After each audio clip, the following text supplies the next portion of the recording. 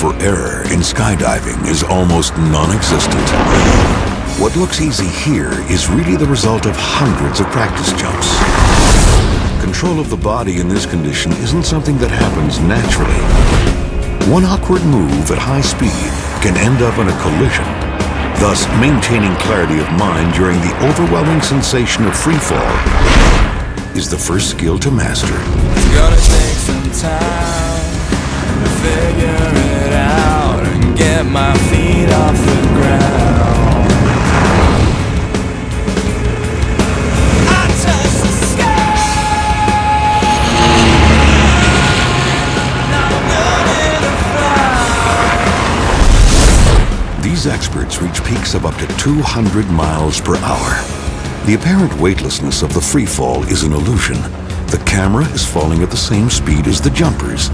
The reality is that in 12 seconds, they have fallen half a mile.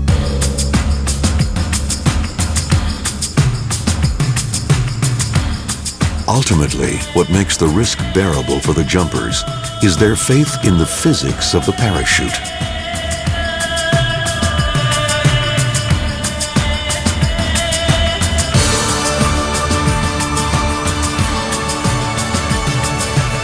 Air rushing underneath the parachute creates low air pressure above it, creating a lift that breaks the jumper's fall.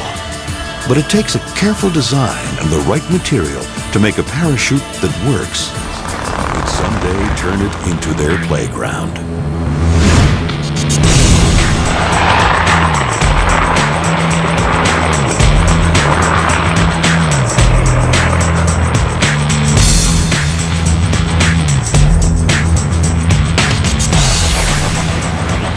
Legend says a man jumped off a tall tree holding two umbrellas in 1783.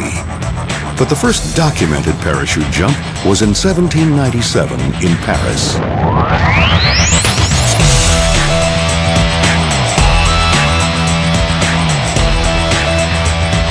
Parachutists first jumped from airplanes in 1912. Skydiving as we know it today, including a free fall before the parachute is pulled, didn't become a sport until the 1950s.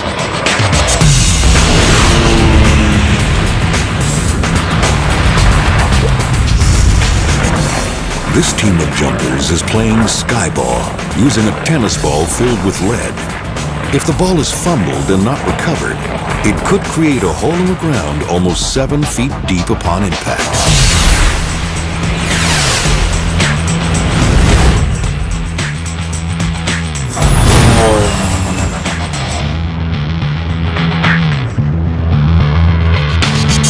Imagine tossing a ball back and forth between two trains speeding at 200 miles per hour, and you'll get an idea of the difficulty of the game. Here they're playing above the sea. Though they try to minimize danger, activities without danger hold little appeal for them. Danger is part of what makes them happy.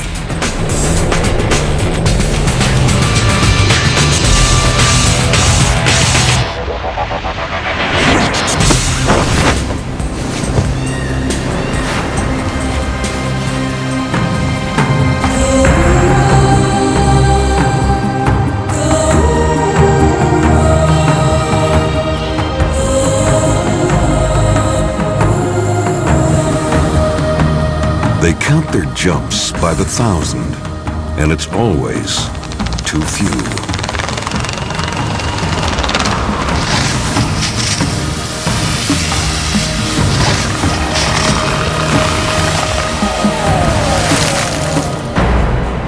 These are the mountains and fjords of Norway.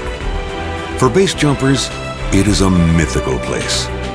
Base jumping is like skydiving, only from an earthbound starting point, like a bridge, skyscraper, or cliff. We are heading for Norway's Catamaran Wall, which provides a sheer vertical drop of 4,150 feet. That's 3 times the height of the Empire State Building.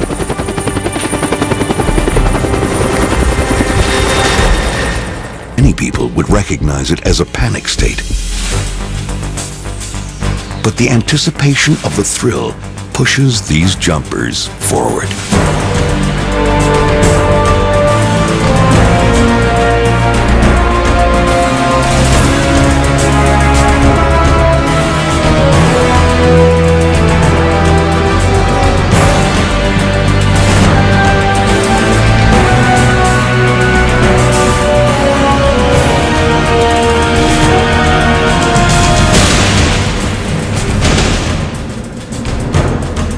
These are otherwise ordinary people.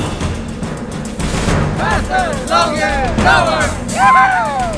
But they share this peculiar passion, and that sets them apart. The lure of the Catamaran wall is a potential record 28-second freefall. But to fall for that long, you have to veer away from the wall and clear a talus that comes within a second and a half of impact. None of these jumpers could resist trying it.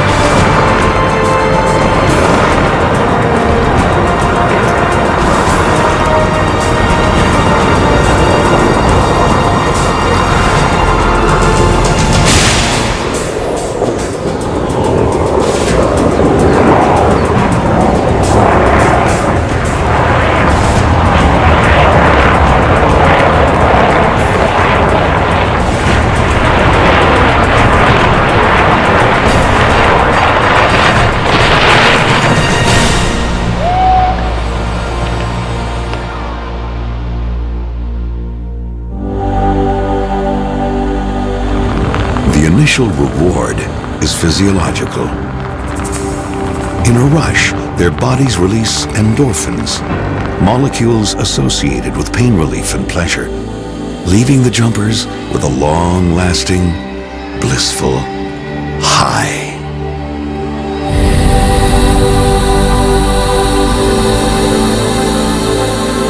Most jumpers quickly find themselves hooked and hurry back for more.